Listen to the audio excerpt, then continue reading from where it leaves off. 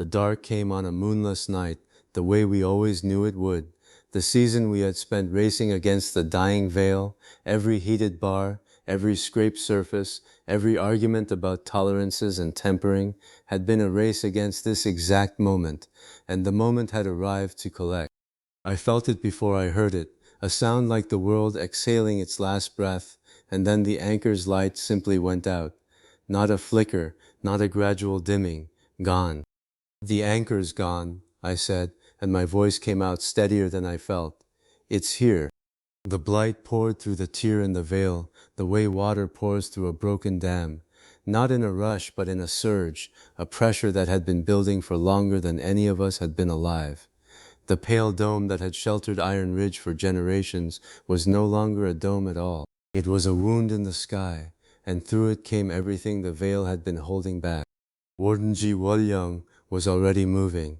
I had wondered, in quieter moments, what the warden would look like when the night she had been dreading finally arrived. The answer was, exactly like herself, only faster. Every hand to the wall. Her voice cut through the dark and the noise and the fear with the precision of a well-set chisel. Tonight we find out what the smith's iron is worth. It was a different town that answered her. I noticed that even in the chaos, the way the people moving toward the wall moved differently than they would have moved 3 months ago. There was drill in their bodies. There was the memory of repetition. They had practiced this, not because they believed it would happen, but because Doh Gwang had made them practice it until the motion lived in their muscles rather than their minds. The man himself was already at the wall, organizing the line with the calm efficiency of someone who had stood worse lines and survived them. One arm, one voice, and an authority that had nothing to do with rank and everything to do with having earned it. Spears to the line, shot by the gun, and nobody crowds the muzzle, he said, walking the length of the cohort with his one good hand, checking grips and stances. You drilled for this. Ah, Master Doh, Mukja's voice rang out from somewhere in the middle of the line, eager, frightened, trying to be the first of those two things and not the second. The arsenal they hauled out was the work of a season, tempered spear points that had been quenched in oil and drawn back to the right color rather than left glass-hard and brittle, brackets forged to true angles, holding the wall's reinforcement where old rope and prayer had held it before. And the cannon, the one piece I had lost the most sleep over, the one that had required the truest bore we could manage with the tools we had, the one that Baekdeo had sweated over for 2 weeks until the barrel was as close to round as we could make it without a proper boring mill. The blight hit the wall like a wave hitting a breakwater, and the wall held. I watched it hold. I watched the gate absorb the first push and not give. Watched the brackets do what brackets are supposed to do. Watched the reinforcement distribute the load the way it was meant to. 3 months ago, that first push would have ended the night. It did not end the night. The gate holds. Wol-yeong's voice had something in it I had not heard before. Not relief, because relief comes after the danger passes, but something more immediate and more electric. Do you see? Their iron holds. Push them back. Doh Gwang held the center of the line. I have tried to find the right way to describe what he looked like in that moment, and I keep arriving at the same inadequate image, a man who had been thrown away standing in the place where the throwing away had been done, refusing to move. He had gathered around him the people Iron Ridge had also thrown away, the ones too old, too young, too broken, too foreign, too something to have been counted before, the discarded leading the discarded. You are not the people they threw away, he said, and his voice was not a shout, but it carried the length of the line anyway. Not tonight. Tonight you are the wall. Hold. They held. The cannon fired once, and the report of it rolled across the ridge and down into the valley like a judgment. The true bored barrel held. No split, no bulge, no catastrophic failure of the kind I had spent 3 months trying to prevent by getting the bore as close to round as our tools allowed. The shot broke the heaviest push of the night, scattered what had been a concentrated surge into something the spearline could manage. It held. I heard myself saying it before I had decided to say it. The barrel held. Reload, reload. The second push came from a direction we had not weighted heavily enough. The old palisade on the eastern stretch had been there since before the forge was rebuilt. It was the original wall, the one that had been good enough when the veil was strong enough to do most of the work. We had reinforced what we could reach and what we had time for. We had not reached all of it. The section gave way with a sound like a tree splitting in a storm, a crack, a groan, and then a gap where there had been wall. And the youngest of the line were standing right there. It's through. Mokjae's voice had lost the eagerness. It's through. Doh Gwang was already moving.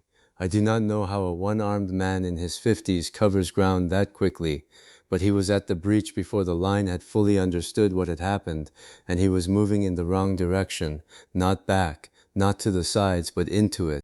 Back, all of you. He did not look behind him when he said it. He was already in the gap, already filling it with his body, the way you fill a breach with whatever material is to hand. Seal it behind me, go.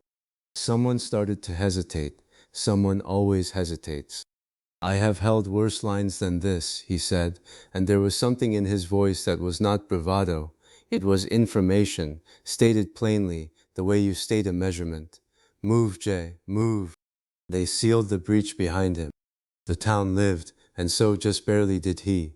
The dark had come close enough to taste. I will not describe what the breach looked like when we got to him afterward, because the point is not the wound, but the fact of his survival, and because some costs are better measured by what they purchased than by what they took. The man the world had discarded had spent very nearly everything defending the people who had once looked away from him, and he had never once, in any moment I witnessed, called it unfair. Master Doh? Mokche was on his knees beside him before any of the rest of us reached the breach. The boy's hands were shaking, but they were pressing, holding, doing the right things by instinct or by the training Doh Gwang had given him. Stay with me, don't you dare. Held, the voice that came back was thin, the way a bar of iron is thin when you've drawn it out too far. But it was there. Worse lines than this. Dawn came the way dawn always comes after a night like that. Not triumphant, not gentle, just present. Light returning to a world that had not been certain it would see light again. No magic had saved Iron Ridge. Iron had, steel in numbers and stubborn discarded hands. We had paid for the proof in blood, but it was proof. The kind of proof that cannot be argued with, the kind that is written in the fact of everyone still standing, rather than in any document or decree. The blight had come, and the wall had held, and the wall had been made of tempered iron and drilled bodies, and one man who had decided that a breach was something a person could fill. He clung on through the dawn and through the day that followed. Yun So-rin changed his dressings with the careful precision she brought to everything she measured, her face giving nothing away except the concentration of someone doing work that mattered. Mokjae did not leave. I do not think anyone seriously suggested he should. The boy sat where he could see the foreman's chest rising and falling, and he watched it rise and fall, and that was what he did. The work had very nearly taken Doh Gwang. We learned what the cost weighed by almost paying it in full. Chae-young sat with the boy through one of the longer nights, the two of them keeping a vigil that had no ceremony to it, just presence. He kept the line so we'd all still be here, she said quietly, looking at the bandaged figure on the mat. Don't you leave too, old man. Mokjae's voice, when it came, had the quality of someone choosing to believe something because the alternative was not survivable. He's still breathing. That means he's still teaching me, right? Nobody answered him. Nobody needed to. On the third day, the warden called the town together. Wol-yeong stood in the square where the forge's chimney was visible above the roofline, where the smell of charcoal and hot iron had become as ordinary as the smell of pine, and she said what the night had already made true. The mandate is finished here. She said it without grief and without ceremony, the way you say a thing that has already happened and only needs to be acknowledged. From this day Iron Ridge lives or dies by the forge, by the lathe, by what these hands can make. Every hand that can learn, you go to the smith. That is the law now. The foreman would mend, slowly and never quite whole. There would be watches he could not stand, loads he could not carry, a permanent diminishment that was the shape the breach had left in him. But he would mend, And in the days of the vigil and the slow recovery, the boy Doh Gwang had shielded, took up the load, so that there would be something worth waking up to. Mokjae came to me on the fourth morning, with his sleeves already rolled, and his eyes carrying the particular exhaustion of someone who has not slept enough, but has decided that sleep is a problem for later. "Teach me everything," he said. "When he's back on his feet, I want to have earned it." I looked at him for a moment. The eager boy who had shouted Master Doh into the dark was still in there, but there was something else in there now too, something that had been put in by the breach and the vigil and the decision to stay. "Then we build, Jay," I said, "so nobody bleeds for want of good iron again. That's the promise." The last light of the veil went out sometime in the days that followed, not with a sound, not with any drama, just a gradual dimming of the pale dome that had been Iron Ridge's sky for longer than anyone alive could remember, until one evening the sky above the ridge was simply dark, stars, and nothing else. Big Taeho found me at the forge mouth, watching it happen. The blacksmith stood beside me with his arms folded and his face turned upward, and we watched the last of the old light go. "The sky's finally dark, Smith," he said. "Strange, I'm not afraid of it." The forge fire behind us was the brightest thing for a considerable distance in any direction. It was not a small light. It was the light of a fire that had been fed and tended and built up over a season of work. The light of a furnace that could reach temperatures the old charcoal pits never had. The light of a process that would repeat and improve and build on itself in the way that processes do when you get the method right. "The old light is going out everywhere," I said, "so we make our own."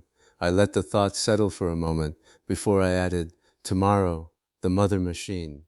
The mother machine, the lathe that would cut the next lathe's lead screw, the first tool precise enough to make the next tool more precise, the beginning of the staircase.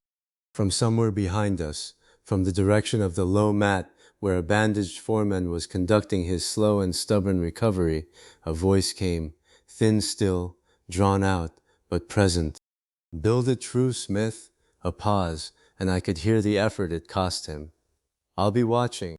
We had our own light now, a forge fire, a true spindle, a machine half built that would build the next, and every one of us still here to build it. The age of the mandate was over, the age of iron had begun, and we were only on the first step of the staircase, the first riser of a climb that would take everything we had and ask for more, and that was exactly as it should be, because the staircase was the point. You build the first step true, then you build the next one.